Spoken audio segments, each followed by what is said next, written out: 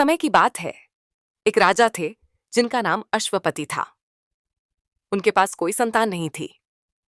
राजा ने संतान प्राप्ति के लिए कई यज्ञ किए, जिसके फलस्वरूप उन्हें एक तेजस्वी कन्या मिली, जिसका नाम सावित्री रखा गया। समय बीतने के साथ सावित्री विवाह योग्य हो गई। एक दिन राजा ने सावित्री से कहा कि वह स्वयं अपने लिए योग्य वर की खोज करे। पिता की बात मानकर सावित्री मंत्रियों के साथ यात्रा पर निकल गई। कई ऋषियों के आश्रमों, तीर्थों और जंगलों में घूमने के बाद वह राजमहल लौट आई। संयोगवश उस समय उसके पिता के साथ देवर्षि नारद भी थे। राजा अश्वपति ने सावित्री से उसकी यात्रा का समाचार पूछा। सावित्री ने कहा कि तपोवन में अपने माता पिता के साथ निवास कर रहे सत्यवान उसके लिए योग्य हैं। देवर्षि नारद ने कहा कि सावित्री ने बहुत बड़ी भूल कर दी है। उन्होंने बताया कि सत्यवान के पिता शत्रुओं द्वारा राज्य से वंचित कर दिए गए हैं और वह वन में तपस्वी जीवन व्यतीत कर रहे हैं। सबसे बड़ी कमी यह है कि सत्यवान की आयु केवल 1 वर्ष बची है। सावित्री ने कहा कि नारी अपने जीवन में केवल एक ही पति का वर्ण करती है। पिता विवश होकर सावित्री का सत्यवान के साथ विवाह करा देते हैं। विवाह के बाद सावित्री अपने पति और सास ससुर के साथ वन में रहने लगी। जैसे जैसे समय बीतता गया, सावित्री के मन का भय बढ़ता गया। नारद जी के कहे अनुसार जब उसके पति की आयु मात्र 4 दिन बची, तब सावित्री ने व्रत रखना प्रारंभ कर दिया। अंततः वह दिन आ पहुंचा जब सत्यवान की मृत्यु निश्चित थी।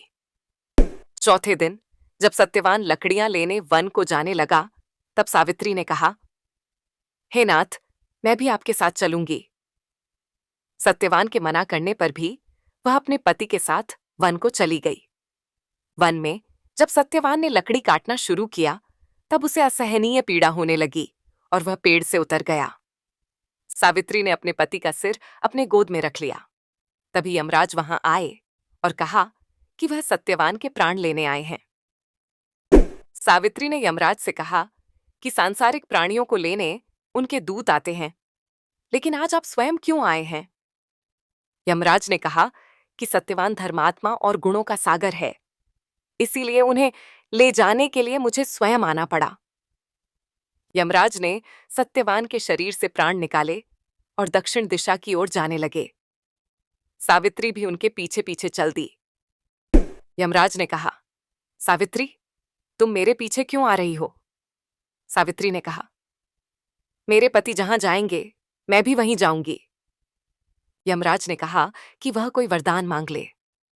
सावित्री ने अपने दृष्टिहीन सास ससुर की आंखें मांगी। यमराज ने तथास्तु कहा।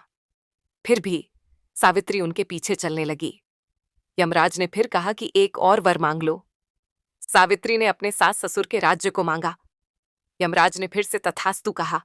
फिर भी सावित्री उनके पीछे चलने लगी। यमराज ने कहा, तुम मुझसे अपने पति के प्राणों के अलावा कोई भी वरदान मांग लो। सावित्री ने कहा कि उसके सत्यवान से 100 पुत्र प्राप्त हों।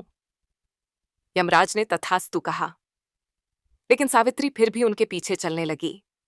यमराज ने कहा, मैंने तुम्हें सभी मनवांछित वर दे दिए हैं, अब तुम लौट जाओ। सावित्री ने कहा, आपने मुझे सत्यवान से 100 पुत्रों का वरदान दिया है, लेकिन सत्यवान के बिना पुत्र कैसे संभव होगा? यमराज ने कहा कि वह सावित्री की पतिव्रता धर्म से प्रसन्न होकर सत्यवान के प्राण छोड़ रहे हैं। यमराज ने कहा कि यह कहानी युगों युगों तक सुनाई जाएगी। इस प्रकार सत्यवान और सावित्री अपनी कुटिया में पहुंचे। वहां उनके माता पिता की आंखों की दृष्टि भी लौट आई थी और उन्हें अपना खोया हुआ राज्य पुनः मिल गया था।